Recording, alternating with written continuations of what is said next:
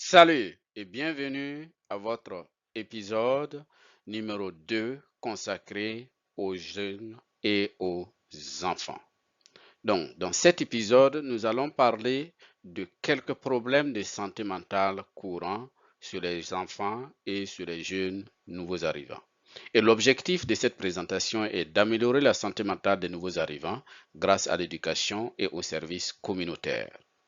Avant de continuer, j'aimerais dire que ce programme a été rendu possible grâce aux généreux dons des services de soutien à la famille et à la communauté.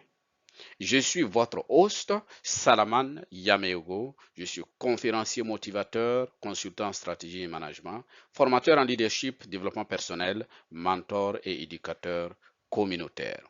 Tout comme dans les épisodes précédents, je voudrais juste mentionner l'élément de clause de non-responsabilité. Cette série de présentations a été élaborée dans le seul but d'éduquer le public et fournir des informations de base sur certains problèmes de santé mentale courants.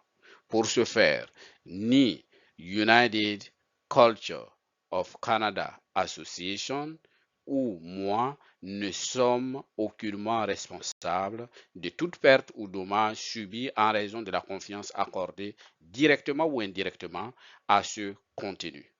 Donc, c'est après cette clause donc, de non-responsabilité, on y va dans le contenu.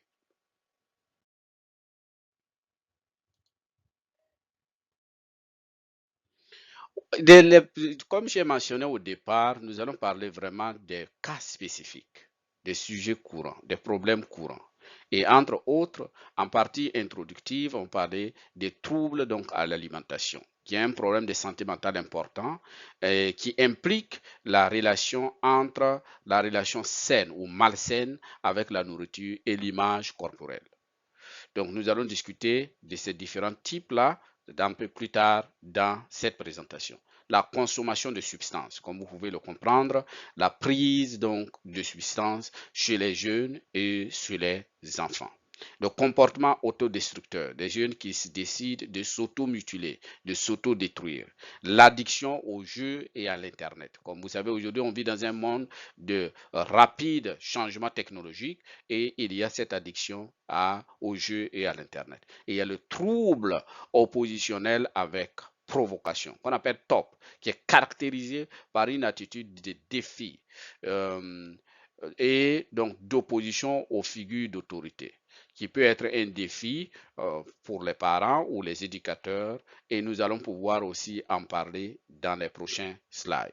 Donc, au regard de tout ça, c'est important, c'est de passer ce message-là, d'éduquer, de sensibilité. Donc, c'est ce qui souligne donc l'importance de ces présentations pour fournir des informations pour des personnes qui sont intéressées à apprendre davantage. Donc, parlons maintenant des troubles liés à l'alimentation. Quels sont les troubles courants? Les troubles d'abord liés à l'alimentation, ce sont des comportements persistants et nocifs centrés sur la nourriture, l'alimentation et l'image corporelle. Donc, se manifestent par plusieurs facteurs. Différents types donc, de troubles de l'alimentation, anorexie mentale, caractérisée par une restriction alimentaire extrême, une peur intense de prendre du poids et une image corporelle déformée. Et il y a la boulimie nerveuse qui se caractérise par des cycles de prise, des crises de boulimie suivies de vomissements, d'exercices physiques excessifs ou de prise de laxatifs. Et il y a le trouble d'hyperphagie, donc THA. Donc, il s'agit de consommer de grandes quantités de nourriture et les personnes qui sont concernées par cela se sentent démunies pendant ces crises. Il faut qu'elles consomment une quantité donc de nourriture à l'infini.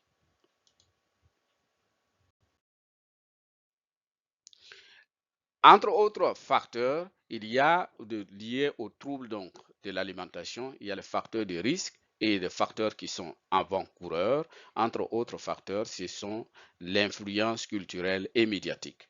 Donc, on voit dans les médias, les stars, les people, ou comme on aime le dire, qui la glorification de la minceur dans les médias, l'impact sur les jeunes, sur les enfants.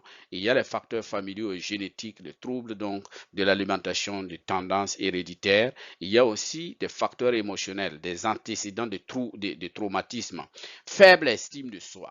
Faible estime de soi, manque de confiance, l'anxiété, le perfectionnisme, avoir des tailles fines ou d'être mince, et ça a des effets dévastateurs sur les jeunesses. Les troubles donc de l'alimentation peuvent perturber la croissance et le développement normal et entraîner des complications médicales, un isolement social et une altération de la capacité à réussir, que ce soit dans le milieu scolaire ou dans la vie.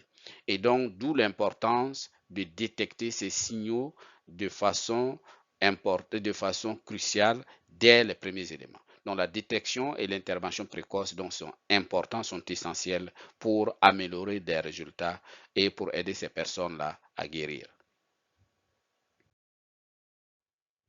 Donc, entre autres, on a parlé de l'alimentation. Ici, c'est la consommation de substances chez les jeunes. Facteur à risque, c'est la pression des pairs dans les écoles ou dans la vie professionnelle, l'environnement familial où il y a déjà cette consommation, traumatisme donc, et des problèmes de santé mentale antérieurs et les conséquences comme les premiers liés à l'alimentation, c'est un impact sur la santé physique, sur la santé mentale et l'intégration sociale et les stratégies, c'est vraiment encourager un dialogue ouvert à la maison et à l'école sur la consommation des substances. Offrir des environnements favorables où les jeunes peuvent exprimer leurs émotions et demander de l'aide. Comme je le dis d'habitude, levez la main, j'ai besoin d'aide.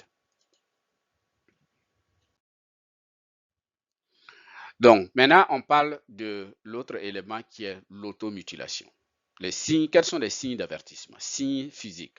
Coupure, les jeunes se coupent, ils se brûlent, des brûlures inexpliquées, souvent sur les bras, souvent sur les jambes, souvent sur l'abdomen, et des changements de comportement porter des manches longues par le temps chaud, comportement donc tendant à cacher les choses et éviter les interactions sociales et les indicateurs émotionnels, un modèle de discours intérieur négatif, une faible estime de soi et des expressions donc de désespoir.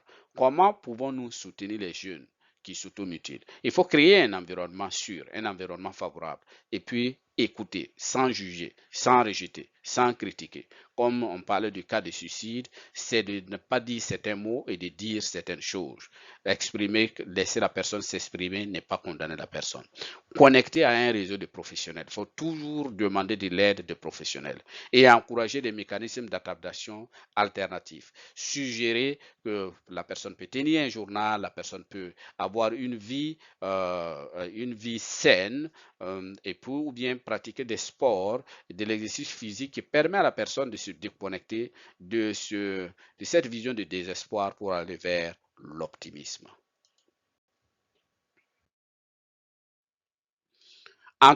Aussi, on continue en parlant donc de la compréhension de l'automutilation en deuxième partie, c'est comment se dire que quand les jeunes se coupent, quand les jeunes se brûlent, pourquoi est-ce que les jeunes se font du mal?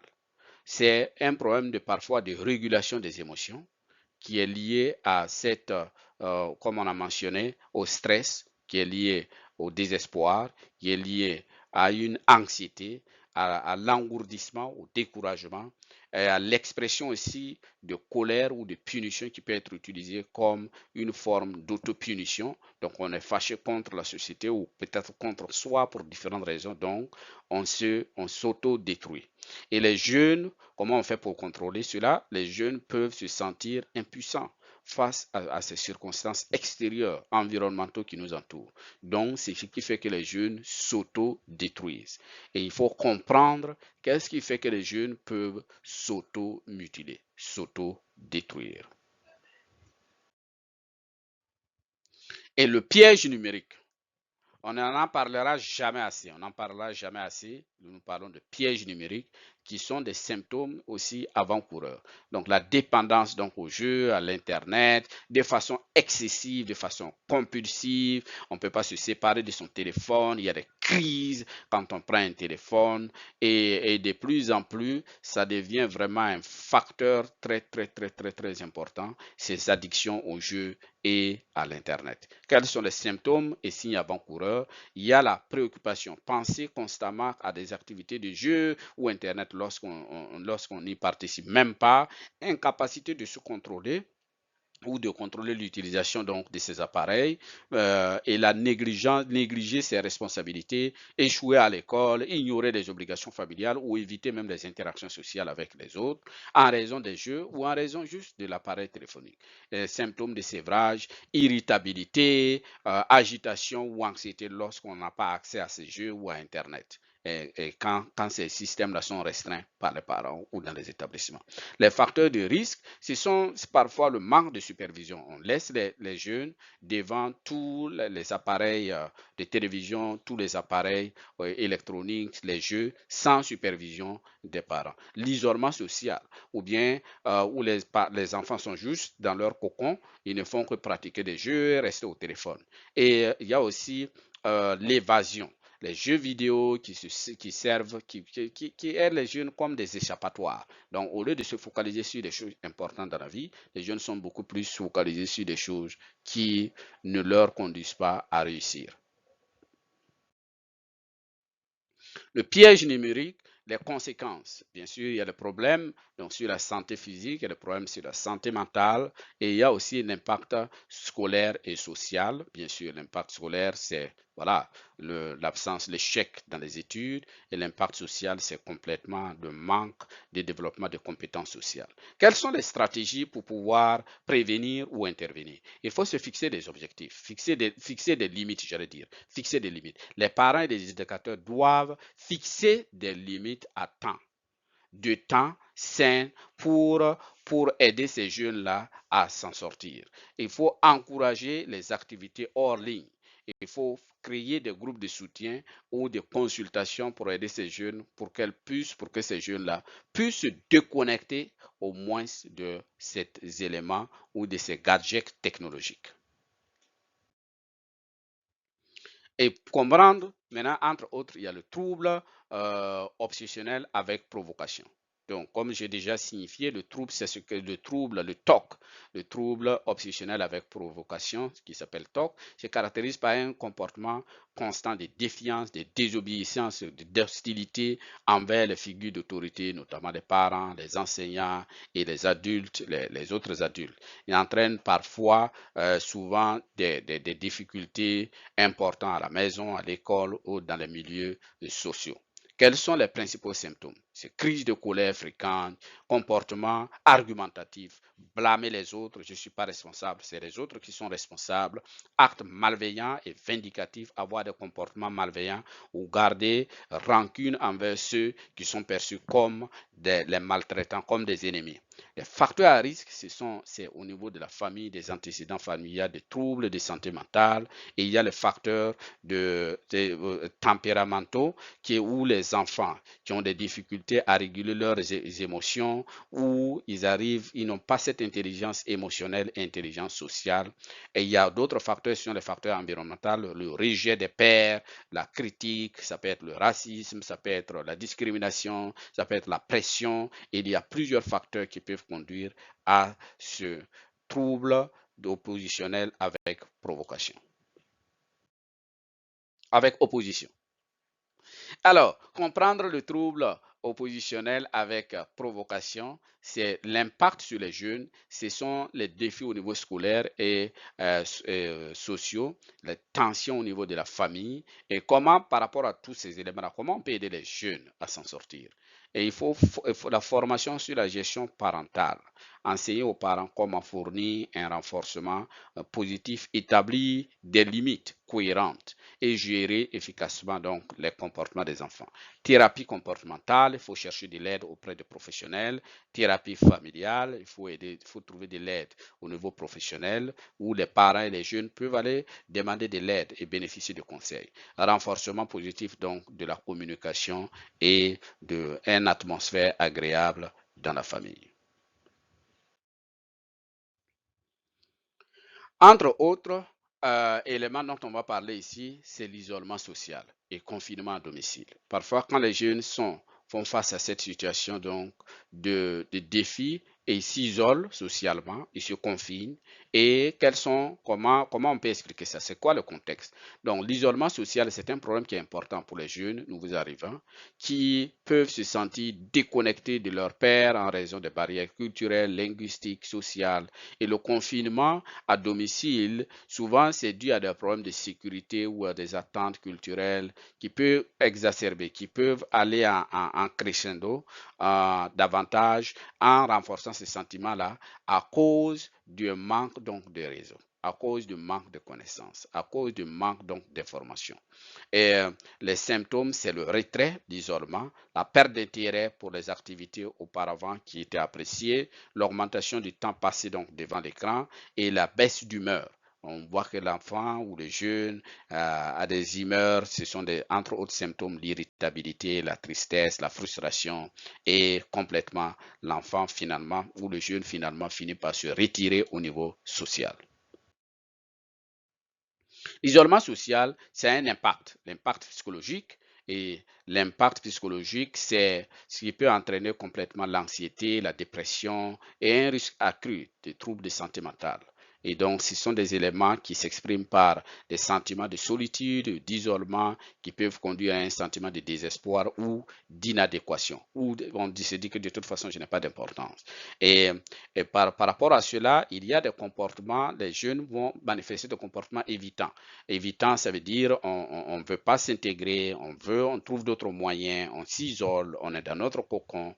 Et les causes, comme on a déjà dit, c'est les défis donc, qui sont liés à l'adaptation d'une nouvelle culture, la peur de l'intimidation, la restriction parentale. Parfois, les parents aussi mettent assez des barrières assez strictes qui peuvent conduire à cette situation d'isolement social. Et les interventions, il y a des interventions au niveau psychologique, c'est d'encourager les routines structurées, engagement au niveau social ou au niveau, comment on appelle, au niveau communautaire. Il faut prendre conscience qu'on fait face à un défi et qu'on a besoin d'aide. Il faut se connecter à un réseau au niveau communautaire, familial, et il faut aussi participer à des programmes de formation. Des facteurs à risque qui sont partagés, j'appellerais ça facteurs de risque partagés entre les différents problèmes. Donc ici, on va parler des causes qui se chevauchent. Donc on dit que bien nombre donc, de problèmes évoqués, troubles à l'alimentation, toxicomanie, automutilation, dépendance au jeu et les TOC partagent des facteurs de risque similaires qui surviennent souvent ensemble chez le même individu. Et ça, on va le voir. Quels sont ces facteurs à risque courants? C'est le traumatisme, c'est le problème de santé mentale, c'est le dysfonctionnement familial. Et d'où l'importance encore, comme dans les précédents éléments, de l'intervention précoce. Il identifier les éléments à risque de façon précoce, de façon proactive, pour pouvoir mettre des mécanismes assez solides, assez bien ficelés pour pouvoir aider les jeunes. Soutenir les jeunes confrontés à ces défis. Comment on peut soutenir les jeunes? L'intervention professionnelle, je l'ai déjà mentionné, il y a plusieurs approches. L'approche thérapeutique, les approches thérapeutiques, ça peut être thérapie cognitive comportementale pour traiter les personnes qui font face à l'anxiété, à la dépression, à la toxicomanie, pour aider les jeunes à identifier, à modifier les schémas donc des pensées négatives, et à la thérapie comportementale dialectique qui est utilisée pour les personnes qui s'automutilent, qui s'autodétruisent qui s'isole, mais dans le but de s'auto-détruire. Et elle enseigne, cette thérapie-là enseigne la pleine conscience, la tolérance à la détresse ou à la dépression ou à l'anxiété. Il y a aussi, entre autres moyens de soutien, c'est le groupe de soutien par les pairs, par la communauté, par les parents, et il y a les programmes de réadaptation dans les milieux hospitaliers pour permettre à ces jeunes-là de se réadapter. Soutenir les jeunes confrontés à ces défis. Numéro 2, c'est l'implication de la famille, l'orientation et les formations des parents, aider aussi les parents à comprendre, parce que parfois on dit que le manque d'information, c'est vraiment criard. Et quand on n'a pas l'information, il y a un adage qui dit que mon peuple périt par manque de connaissances. On peut se retrouver à côté d'une situation où on peut avoir de l'aide, mais on ne sait pas. Donc il y a aussi les thérapies familiales, aider les familles à bâtir une communication saine. Et il y a aussi des programmes de soutien, des ateliers de sensibilisation. Il faut être là pour les jeunes. Vraiment, j'aime cette partie. Être là pour les jeunes. Écouter et comprendre les jeunes. Et c'est écouter la compréhension active. Écouter sans juger. Valider leurs sentiments. Encourager une communication ouverte. Créer un espace sûr, un environnement sûr. Poser des questions ouvertes et être patient. Parce que c'est cela qui va aider ces personnes-là à pouvoir s'exprimer. Être là pour les jeunes, c'est fournir un soutien pratique, aider-les à développer des mécanismes d'adaptation sains, encourager, encourager des choses alternatives comme la tenue d'un journal, des dessins, des activités qui peuvent sortir les jeunes de leur isolement. Aider-les à chercher une aide de professionnels, ne pas avoir peur, ne pas considérer que ce sont des sujets tabous et qu'on n'a pas besoin d'aller voir un professionnel. Soutenez-les dans leur cheminement. Pendant que ces jeunes acceptent de l'aide, il faut les soutenir dans leur cheminement. Et le rôle aussi des écoles et des enseignants et des membres de la communauté, c'est que chacun, c'est ensemble. C'est l'importance de travailler ensemble. Et le travail ensemble peut aider les jeunes à travers des programmes de santé mentale en milieu scolaire, l'engagement communautaire. Et puis aussi, il faut avoir de l'empathie pour ces jeunes qui font face à cette situation. Parce que ça peut arriver à tout le monde. Donc, on parlait de créer un environnement favorable. C'est ici, c'est l'environnement qui est favorable. C'est vraiment permettre aussi impliquer les parents, comme on a déjà dit, impliquer les enseignants, impliquer la communauté. Mais c'est vraiment important, toutes ces personnes qui s'impliquent, ça doit se passer dans un environnement favorable. Cela étant dit, si vous connaissez des jeunes ou si vous êtes un jeune, vous faites face à cette situation de santé mentale, il y a de l'aide. Juste demander de l'aide. Il faut demander de l'aide. Il n'y a pas de possibilité, ou j'allais dire, il n'y a pas de terrain à s'autodétruire. Il y a de l'espoir. Et il faut donner de l'espoir à la vie. Et si vous avez besoin d'aide, vous pouvez appeler le numéro 911 pour avoir de l'aide de façon urgente et immédiate, ou bien vous pouvez appeler le numéro 988 qui est une assistance 24 heures sur 24, 7 jours sur 7.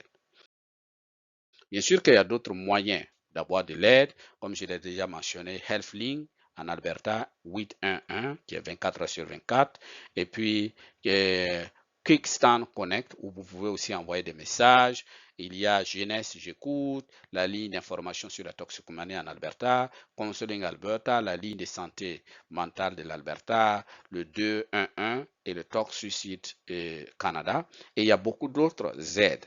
Et je pense que UCCA, qui est aussi avec lequel je travaille, qui est un organisme qui fait un excellent travail dans la communauté, United Culture of Canada Association, offre aussi des programmes ou offre du free counseling. Ça veut dire que ce sont des programmes, ce sont des opportunités de parler des défis auxquels vous faites face à des professionnels. Et c'est ça, le numéro, pas le numéro, mais l'email, c'est free psychological counseling@ucca.ca. En attendant le prochain épisode, je vous remercie pour votre temps et je vous remercie. Je suis votre host et mon nom, c'est Salaman. À très bientôt. Au revoir.